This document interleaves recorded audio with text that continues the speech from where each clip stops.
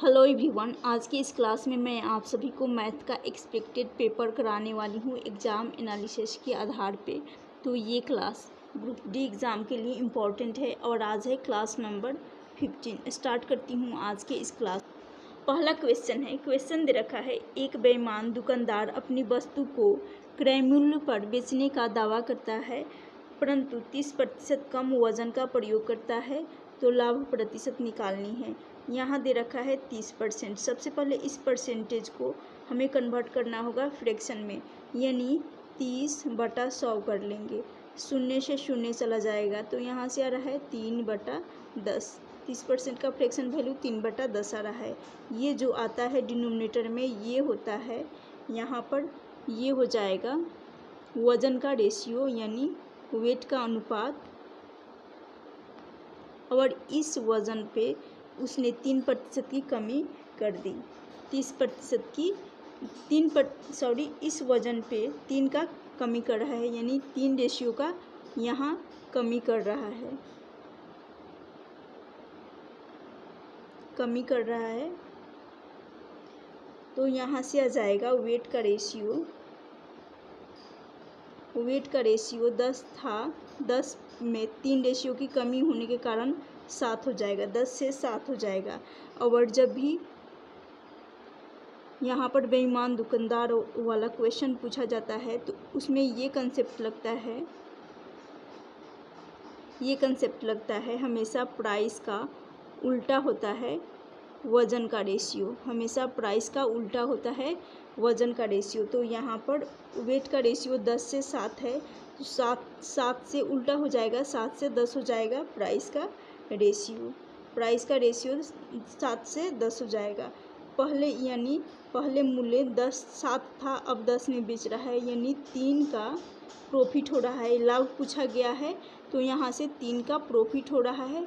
अब जो भी प्रॉफिट हो रहा है ये ओरिजिनल के सापेक्ष में होता है, ओरिजिनल जो कि 7 है। हमें परसेंटेज लाभ निकालनी है, गुना हो जाएगा 100 का, यहाँ पर गुना हो जाएगा 100 का,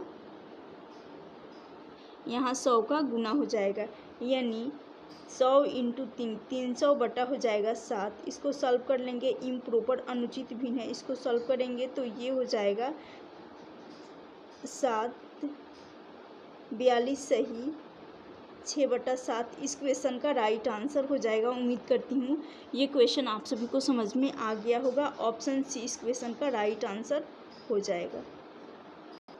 नेक्स्ट क्वेश्चन है, क्वेश्चन दे रखा है, क्वेश्चन है 1.6 और 3.6 के मध्य अनुपात तथा 5 और 3 के तीसरे अनुपात में अंतर पूछा गया है।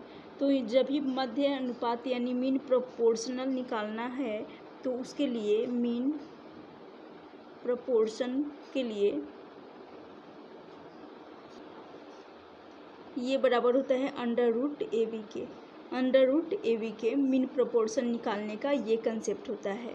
यदि थर्ड प्रोपोर्शन निकालना होता है तो उसके लिए थर्ड प्रोपोर्शन के लिए यहाँ पर हो जाता है b² अपॉन में होता है a।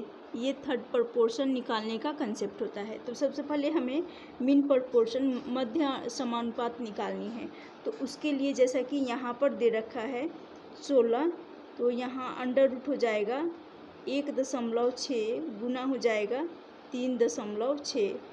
ये जैसा कि 1 अंक छोड़कर दशमलव है और यहाँ पर भी 1 अंक छोड़कर दशमलव है, दशमलव हटेगा तो बटा में यहाँ पर आ जाएगा अंडर रूट, बटा में आ जाएगा तो यहाँ 16 लिख देंगे, 1 0 नीचे आ जाएगा। फिर यहाँ पर 1 अंक छोड़कर है तो दशमलव हटाएंगे, बटा में आ जाएगा 0, यानी 16 गुना 36 अपॉन में हो रहा है 100 हो रहा है। तो आप सभी को भी पता होगा कि 10 का स्क्वायर होता है 100। यहाँ से आ जाएगा 10, रूट से बाहर निकलेगा 4 आ जाएगा, 16 को 4 लिखेंगे, उसके बाद 36 जो कि 6 हो जाएगा। तो यहाँ से 24, 6 चौका 24, 24 में 10 का भाग देंगे तो एक जीरो नीचे है, तो एक अंक छोड़कर, जब एक जीरो नीचे रहता है तो एक अंक छोड़कर दशमलव लगा देंगे, तो यहाँ से आ जाएगा 2.24। अब हमें निकालना है थर्ड प्रोपोर्शन, तब हम अंतर निकाल सकते हैं। तो थर्ड प्रोपोर्शन निकालने के लिए ये है ए और ये हो जाएगा बी। जैसे कि यहाँ पर ए इसको माने हैं, बी इसको उसी प्रकार। तो चलिए यहाँ पर बी जो कि 3 है, 3 का स्क्वायर कर लेंगे, बटा में है 2, तो 3 का स्क्वायर 9 बटा आ जाएगा, 9 बटा 5 रहेगा, 5 है क्वेश्चन में 5 दे रखा है, तो यहाँ से 9 बटा 5 आ जाएगा। 5 का भाग देंगे 9 में, तो 5 एकम 5 बचा यहाँ पर 4, तो पॉइंट लगा देंगे, 8 बचे 40, तो 1.8 थर्ड प्रोपोर्शन का मान आ रहा है। तो हमें चाहिए थर्ड प्रोपोर्शन बराबर आ जाएगा 1.8। तो यहाँ से इन दोनों का अंतर पूछा गया है, ये है मीन प्रोपोर्शन। तो मीन प्रोपोर्शन 2.4 है और थर्ड प्रोपोर्शन 1.8 है। इन दोनों का डिफरेंस लेंगे, तो यहाँ से यही डिफरेंस ही पूछा गया था, तो डिफरेंस यहाँ से आ जाएगा 24 में से 18 को माइनस कर लेंगे, तो यहाँ से आ जाएगा 0.6। इस क्वेश्चन का राइट आंसर हो जाएगा 0.6। ऑप्शन डी इस क्वेश्चन का राइट आंसर हो जाएगा। उम्मीद करती हूँ ये क्वेश्चन भी समझ में आ गया होगा। चलती हूँ नेक्स्ट क्वेश्चन है। क्वेश्चन दे रखा है, एक व्यक्ति अपने घर से ऑफिस तक 4 किलोमीटर प्रति घंटा की दर से जाता है तथा वापस साइकिल द्वारा 16 किलोमीटर प्रति घंटा की दर से आता है। पूरी यात्रा का औसत गति निकालनी है। तो जब भी यहाँ पर दूरी समान हो और औसत स्पीड एवरेज चाल पूछा गया है, एवरेज स्पीड पूछा गया है, तो एवरेज स्पीड बराबर होता है, औसत चाल बराबर हो जाता है, एवरेज स्पीड बराबर हो जाएगा 2 × XY, यानी 2 गुना चालों का गुणनफल, और बटा में आ जाएगा चालों का योग, बटा में यहाँ पर आ जाएगा चालों का योग, तो चालों का योग यानी x + y। ये एवरेज स्पीड निकालने का कंसेप्ट होता है। तो यहाँ से जैसा कि 2 × 4 के स्पीड से जा रहा है और वापस आ रहा है 16 के स्पीड से, अपॉन में हो जाएगा 16 और 4, यहाँ से आ जाएगा 20। इसको काट लेंगे, ये चला जाएगा 4 × 5 = 20, 5 बार में चला जाएगा, 16 × 2 कर लेंगे 32, 32 बटा आ जाएगा 5, 5 × 30, 6 बार में जा रहा है। उसके बाद बचेगा यहाँ पर, फिर पॉइंट लग जाएगा, 4 × 5 = 20, यानी 6.4 किलोमीटर प्रति घंटा। इस क्वेश्चन का राइट आंसर हो जाएगा ऑप्शन डी, इस क्वेश्चन का राइट आंसर हो जाएगा। उम्मीद करती हूँ ये क्वेश्चन भी समझ में आ गया होगा। चलती हूँ नेक्स्ट क्वेश्चन है। क्वेश्चन दे रखा है, क्वेश्चन है 9 अंकों की संख्या 5, 2, 7, 3, 7, 5, 6, 4 ए को 9 से विभाजित करने पर शेषफल 0 आता है। ए के लिए ऐसी कितनी मान संभव है? तो यहाँ से 9 से विभाजकता चेक करनी है, यानी 9 से डिविजिबिलिटी चेक करनी है। तो संख्याओं का योग 9 से कटना चाहिए, यही चेक करना है। तो जैसे कि 5 है, 2 है, 7 है, 3 है, 7, 5, 6, 4, तो यहाँ से आ जाएगा 5, 4, 9, ये कट जाएगा, क्योंकि डिजिट का सम जो कि 9 से विभाजित होना चाहिए, यानी संख्याओं का योग 9 से विभाजित होना चाहिए। उसके बाद यहाँ पर ये चला जाएगा, 7 और 2 ये भी कट जाएगा, 6 और 3 9 ये भी कट जाएगा। यहाँ आ गया, यहाँ 5 है और साथ में यहाँ पर ए भी रहेगा, 5 है और यहाँ 7 है, 7, 5, 12, यहाँ से 12 प्लस का यहाँ ए है आखिरी में, तो ए ले लेंगे। यहाँ से 12 भी चला जाएगा, यानी 12 में से 9 चला जाएगा, तो यहाँ पर आ जाएगा 3 प्लस का ए, 3 प्लस का ए। तो हमें अब सिर्फ पता करना है कि ऐसा ए का मान क्या रखे कि शेषफल 0 आ जाए और 9 से विभाजित। तो यहाँ पर 6, तो यहाँ पर ए का सिर्फ एक मान संभव है, सिर्फ एक मान संभव है जिसका वैल्यू हो जाएगा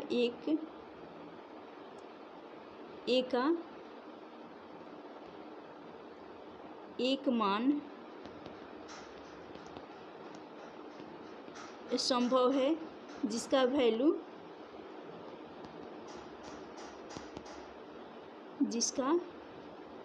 जो कि 6 है। तो यहाँ पर ऑप्शन दे रखा है 6, लेकिन यहाँ पर मान पूछा गया है तो मान तो एक संभव है, तो ऑप्शन डी इस क्वेश्चन का राइट आंसर हो जाएगा। ऑप्शन ए नहीं होगा क्योंकि ये तो वैल्यू है। यदि पूछा जाता जिसका वैल्यू निकालना है तो वैल्यू जो कि 6 हो जाता, लेकिन यहाँ पर मान पूछा गया है तो 1 होगा। चलती हूँ नेक्स्ट क्वेश्चन की तरफ। नेक्स्ट क्वेश्चन है द्विघात समीकरण का क्वेश्चन है। क्वेश्चन दे रखा है के जिस मान के लिए समीकरण 2k² -40x plus 25 equal to 0 के मूल्य बराबर है। 0 मूल्य कब बराबर होता है? जब b² माइनस 4ac ये 0 के बराबर हो तब मूल्य बराबर होगा। जब b² - 4ac बराबर 0 के बराबर होता है तभी मूल्य बराबर हो सकता है। तो यहाँ पर b बराबर है, यहाँ ध्यान दीजिएगा, b बराबर है जैसे कि 40, तो हमें 4 का स्क्वायर करते हैं तो 16 आता है, लेकिन यहाँ पर 0 का स्क्वायर कर लेंगे यानी 10 का स्क्वायर करने पर 100 आता है, तो यहाँ उसी प्रकार 1600 आ जाएगा। और 4 तो दे रखा है, ये तो कंसेप्ट ही होता है, फॉर्मूला होता है। जब मूल बराबर होता है तो b² - 4ac बराबर 0 होता है। तो यहाँ पर अबर ए जो कि है ए है यहाँ पर 2k, ए बराबर है 2k, जैसा कि b बराबर आया है, b बराबर क्वेश्चन में 40 दे रखा है, तो यहाँ से इंटू 2k हो जाएगा। उसके बाद यहाँ पर आ जाएगा मल्टीप्लाई हो जाएगा और c बराबर हो जाएगा यहाँ पर जो कि 25 है, तो यहाँ 25 ले लेंगे। अब इसको काट लेंगे, यहाँ 4 है और यहाँ 25 है, इन दोनों का मल्टीप्लाई कर लेंगे 100, यानी 100 से ये 1600 का 2 शून्य चला जाएगा। जब 2 शून्य चला जाएगा तो यहाँ से फिर बचा यहाँ पर 2, 8 दूनी के 16, 8 बार में चला जाएगा, तो यहाँ से k का मान निकल कर आ जाएगा 8, k का मान 8 निकल कर आ जाएगा। ऑप्शन डी इस क्वेश्चन का राइट आंसर हो जाएगा। उम्मीद करती हूँ मूल पूछा गया था तो डी इस क्वेश्चन का राइट आंसर हो जाएगा, 8 निकल कर आ जाएगा मूल। चलती हूँ नेक्स्ट क्वेश्चन की तरफ क्योंकि के का ही मान पूछा गया था। नेक्स्ट क्वेश्चन है, क्वेश्चन दे रखा है पहली 29 प्राकृतिक संख्याओं का योग क्या होगा। तो जब भी इस टाइप का क्वेश्चन पूछा जाता है यानी ये होता है n प्राकृतिक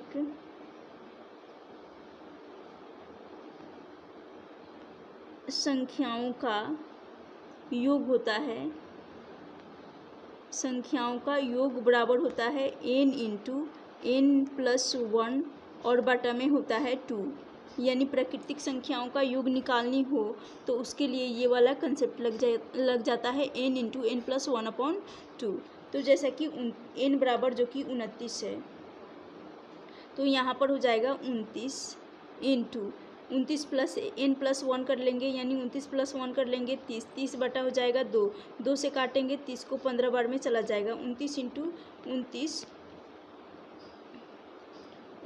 इंटू 15 का मल्टीप्लाई कर लेंगे तो यहाँ से आ जाएगा 435। इस क्वेश्चन का राइट आंसर हो जाएगा ऑप्शन बी इस क्वेश्चन का राइट आंसर हो जाएगा। चलती हूँ नेक्स्ट क्वेश्चन।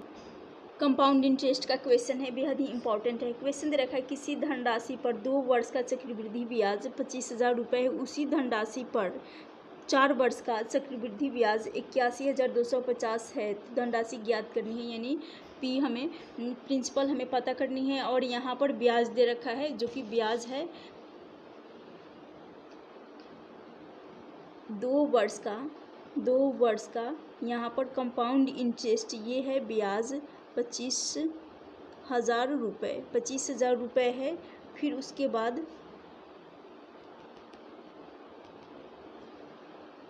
2 वर्ष का यहाँ पर कंपाउंड इंटरेस्ट 25,000 रुपये है। उसके बाद 4 वर्ष का समान इंटरवल पर 4 वर्ष का कंपाउंड इंटरेस्ट जो कि है 81,250। 81,250 हमें प्रिंसिपल जो कि निकालनी है, यानी यहाँ पर समान इंटरवल है और यहाँ पर प्रिंसिपल निकालना है। तो ये वाला कंसेप्ट मैं इधर थोड़ा सा एक्सप्लेन कर दे रही हूँ, जो कंसेप्ट यहाँ पर लगने वाला है। प्रिंसिपल हमें पता नहीं है, इसी को निकालना है। तो ये समान इंटरवल पे मल्टीप्लाइंग फैक्टर लग जाएगा यहाँ पर p प्लस का, ये हो जाएगा, इसको x मान लेते हैं, x के बराबर मान लेते हैं, x जो कि 2 वर्ष का कंपाउंड इंटरेस्ट, और इसको मान लेते हैं y जो कि हो जाएगा 4 वर्ष का कंपाउंड इंटरेस्ट। तो यहाँ से p प्लस x हो जाएगा और फिर समान इंटरवल पर यहाँ पर आ जाएगा p plus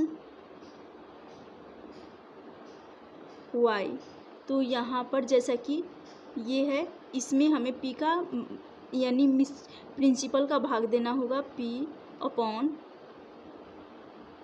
p plus x, और इसमें भाग दे देंगे प्रिंसिपल का। फिर यहाँ पर जैसा कि ये है p प्लस y, इसमें भाग देना होगा यहाँ पर p प्लस x का। तो यहाँ से क्रॉस मल्टीप्लाई कर लेंगे, क्रॉस मल्टीप्लाई कर लेंगे तो यहाँ से आ रहा है p स्क्वायर प्लस, प्लस का साइन है तो प्लस लग जाएगा, p square plus x square plus 2px, यानी इसको मल्टीप्लाई कर रही हूँ p प्लस x को और p प्लस x को क्रॉस मल्टीप्लाई, तो यहाँ से 2px आ रहा है।